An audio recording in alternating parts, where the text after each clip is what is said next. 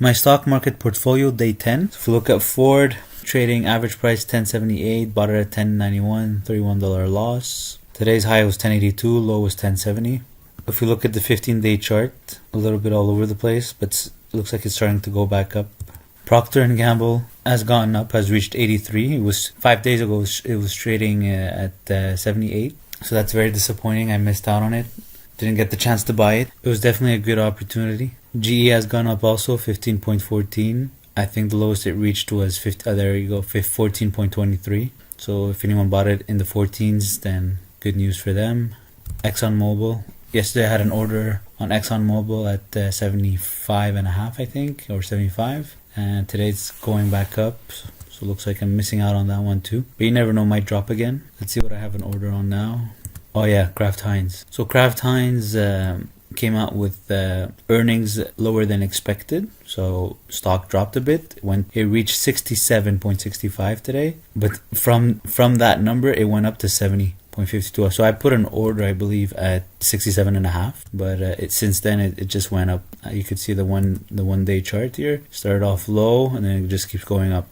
It's like it's not used to being so low. It has to go back up. So I bought Kraft Heinz at 77 and at 73, I believe. So when I saw it in the 60s, I wanted to buy some more in the 60s, but I missed out on it at 67.50. It didn't reach 67.50.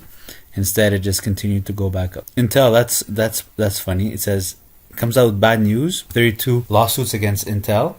So that news came out today, and yet the stock went up. So that's an example of what I meant when I said that sometimes the stock price is not directly correlated to the news. So people who read the news and look at all the ratios in order to analyze the stock, figure out when they should buy it. That's what I mean by it. There really is no point to it anymore because it's not controlled by news or anything like that anymore. You're going to find out later that there's another news that you don't see, that you don't have access to, that explains why the stock went up. But at the end of the day, when you look at the chart, it's always the same thing. Whenever it goes down, it goes back up. Whenever it goes up, it's gonna go down. So it's just a matter of evaluating based on the charts. When would be a good time to buy and when would be a good time to sell. And if you end up buying too high, it's going to go lower. You could buy some more when it goes lower. Just obviously keep a good distance between your two purchases. Don't buy at 46, then buy again at 45. If you buy at 46 and it's too high and it goes down to 40, then yeah, buy back at 40, but don't buy at 45 or 44. Make sure there's a big difference for you to average out. At a decent price, and then you'll just have to wait longer for it to go back up. So basically, like I said in all my videos, I just focus on big name companies, so that way I know that they're not going to disappear. And then I just buy based on the charts. I look at the charts and based on how it looks, if I feel like it's if the price is low compared to previous months, then I'll buy. Most of the time I end up guessing right, and then when it goes back up, I sell. If it continues to go lower, then I'll buy back some more. And I'm not worried because I'm buying into big name companies that aren't going to disappear. Some people make double or triple their money by buying penny stocks, but that's much more risky. And you might make some good trades with penny stocks, but then eventually you're gonna get burned. So it's not worth the stress and the risk. Making 10 to 20% per year is ideal, especially if you repeat the process every year. With compound interest, your money can grow fast. American Express reached 97. Remember, not long ago it was trading at 88. So yeah, a lot of missed opportunities for those who didn't buy, and I also didn't buy. I'm upset. I got an order right now on Kraft Heinz, and I've got an order on Bank of Nova Scotia at 75. I believe it also went up. I think it's in the 77. Yeah, 77.48. I just keep missing out on opportunities. But I'm patient.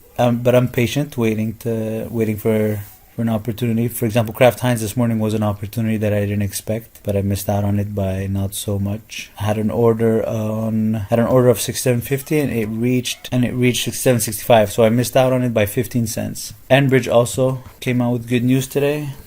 Earnings better than anticipated, but the stock didn't move much, only less than 1%. Still, that's good news. I've got a lot of Enbridge shares. So let's look at my holdings. So I got Cenovus Energy, went up a bit. I got Enbridge, also went up a bit. So I've got Cenovus Energy, closing value versus book value. So I'm down $147. Enbridge, I'm down $336. And HBC, Hudson Bay, I'm down $280. So this I bought at, right now it's at $43.23. This I bought at 40, or I believe I bought at 50 and at 45. So an average of 47.50, and right now it's at 43. So I'm just waiting for it to go back up. Same thing with Cenovus Energy, and same thing with Hudson Bay, just waiting for them to go back up. On my US side, so General Electric bought at 17, so obviously I'm at $131 loss, but I didn't sell yet, so I didn't actually lose that money yet. I just have to wait until it goes back up. Kraft Heinz, I'm at a $36